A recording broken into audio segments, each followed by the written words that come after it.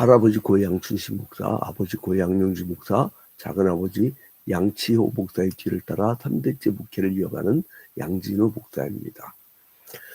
여러분들이 몸에 이렇게 암이 생기고 문제가 생긴 이유가 뭐냐면 우주 만물의 원리에 따라서 살지 않아서 그래요. 그거를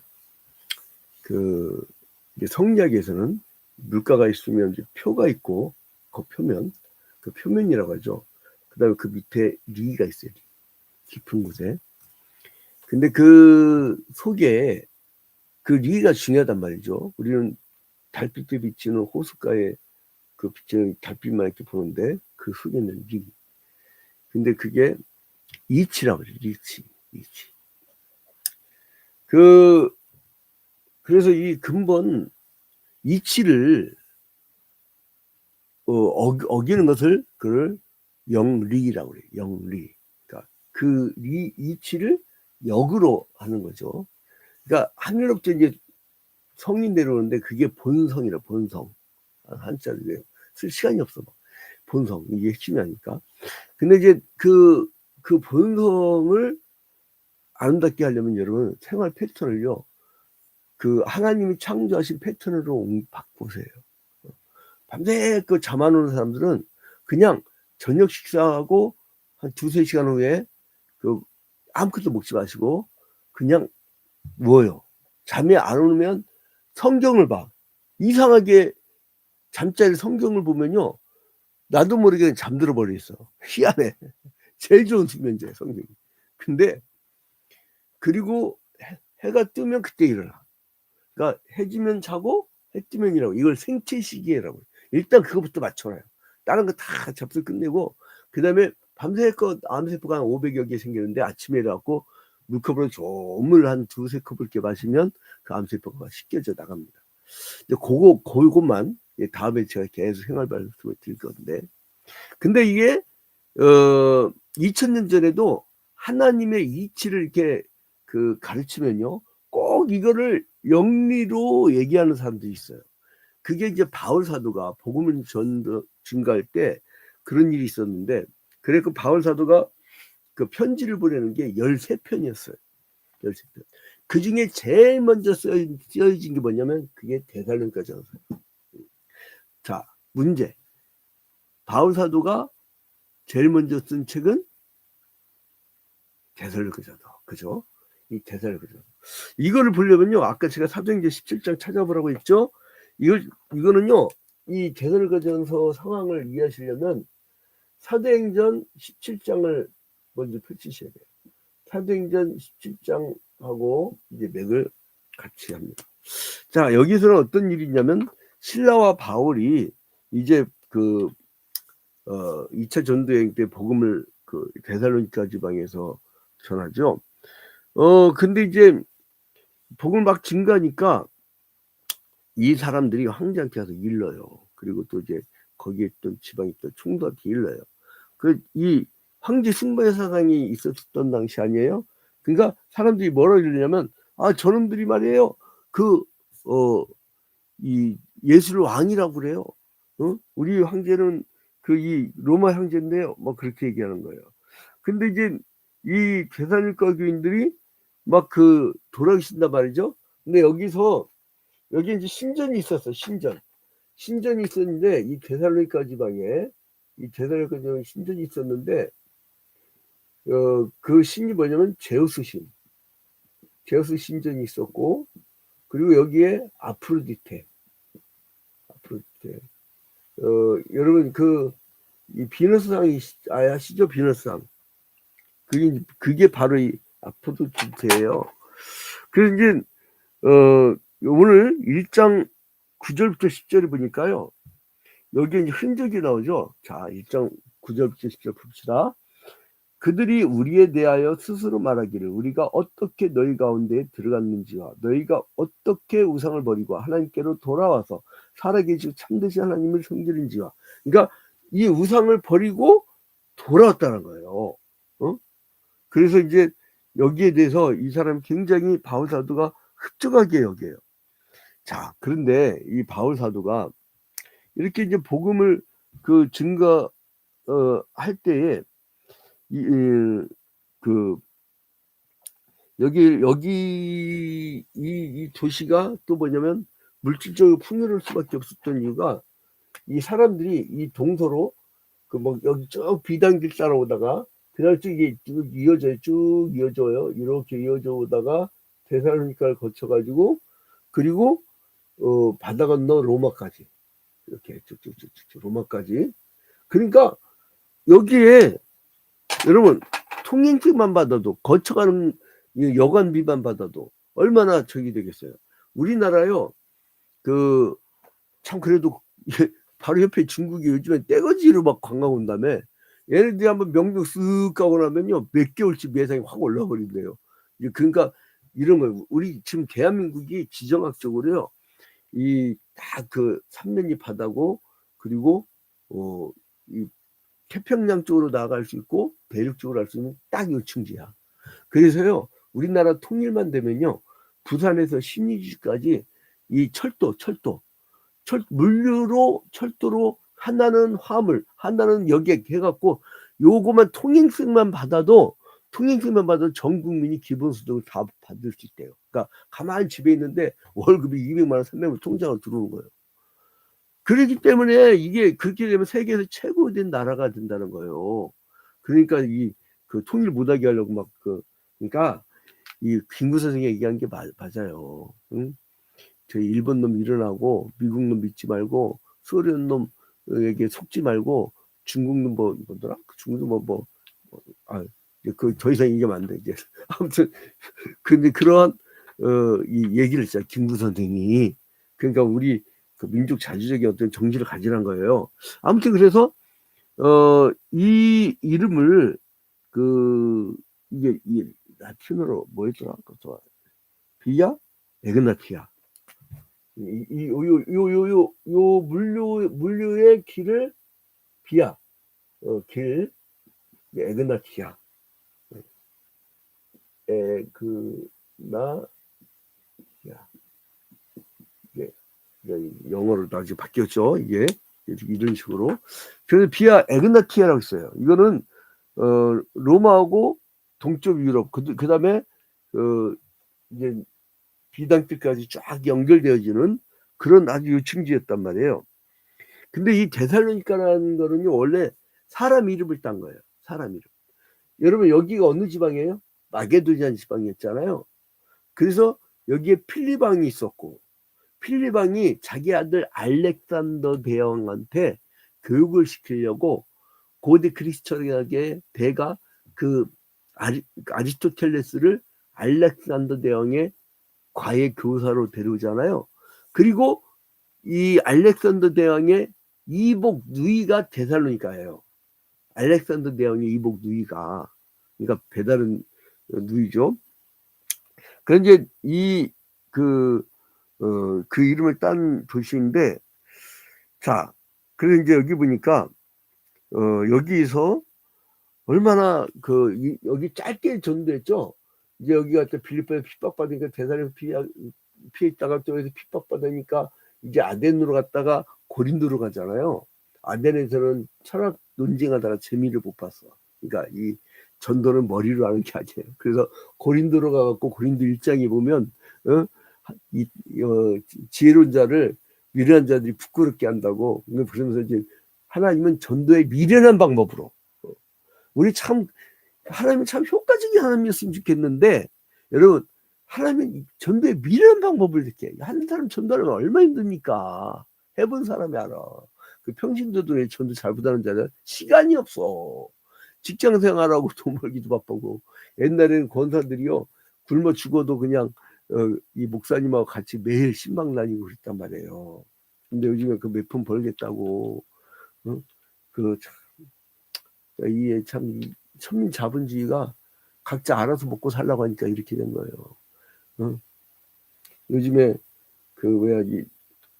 캄보디아 이런 사태들이 벌어진 이유가 네가 알아서 먹고 살라고 하니까 청년들이 직장이 없으니까 월 1,000만 원 벌게 해줄게 그러니까 얼른 가는 거야.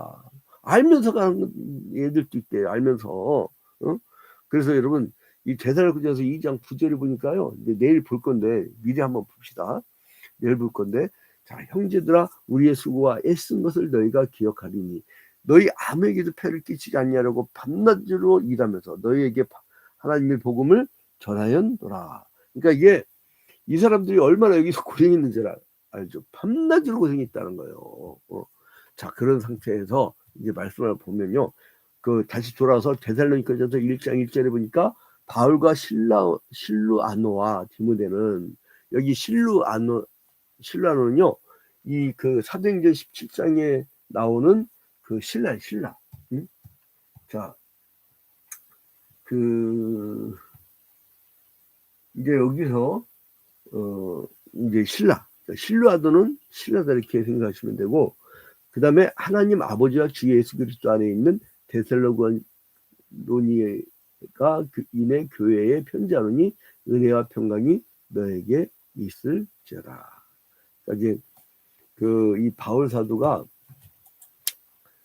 이 편지를 보내면서 그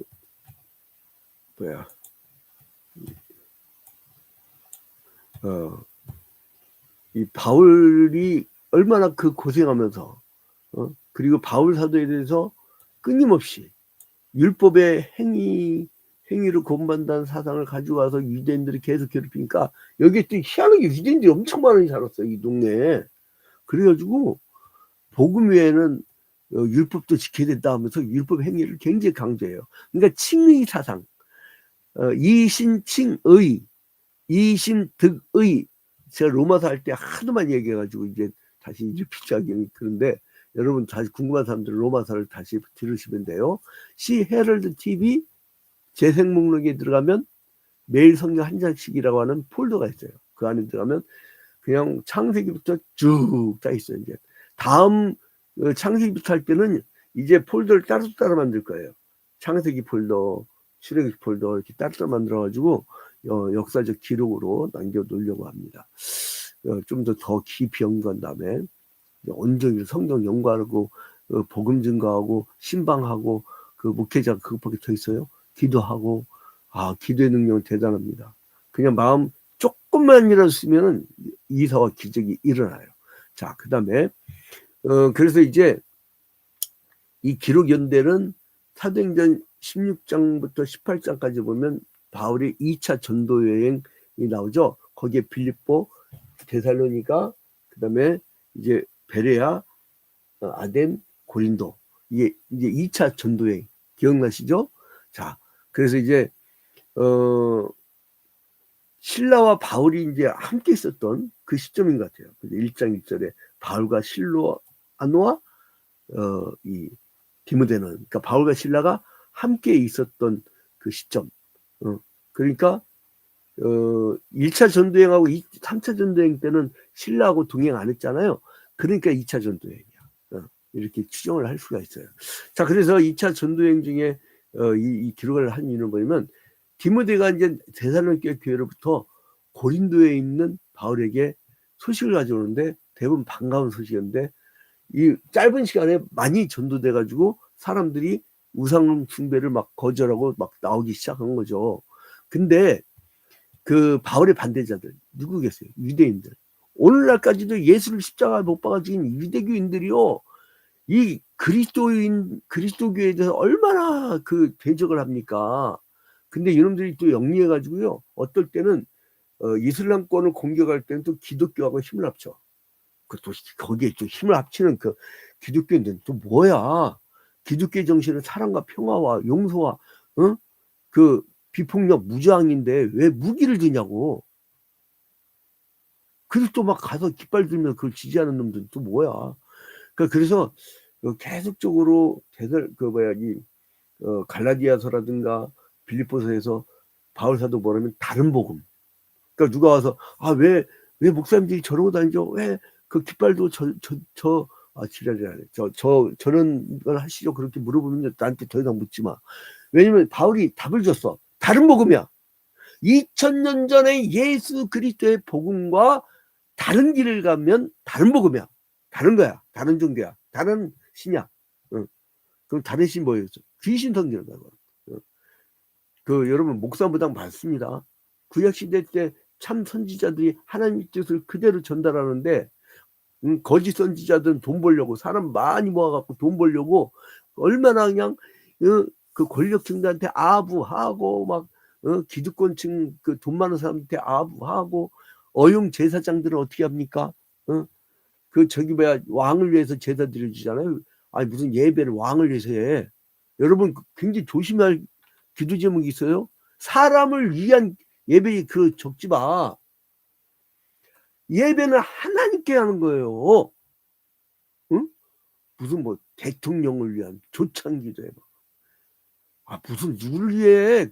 그게 신이야? 하나님이지. 하나님이 그 우리의 예배의 대상이에요. 그래서 아무튼 바울 사도가 이렇게 신라와 통행하면서 들어가는데, 그런데 데살로니가 교인들한테 이렇게 평강을 빈단 말이에요. 그 항상 그리스도 안에, 그러니까 머리 안에 쪄들어 있는 거야. 1절에 보니까 데살로니가전서 1장 1절에 보니까 하나님 아버지와 주 예수 그리스도 안에 있는, 항상 주님 안에.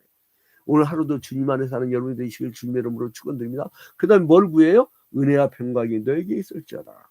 여러분 주 그리스도 안에 있으면요 은혜와 평강이 넘칩니다. 왜 이렇게 여러분이 범민하신 줄 아십니까? 지가 살려고 하니까 그래. 주 안에 있으면 주님이 살아주시고, 예수 그리스도께서 지금 그 하늘 보좌 우편에 앉아 계시지만 우리와 지금 신비적 연합을 하고 계시잖아요. 그리스도의 신비적 연합.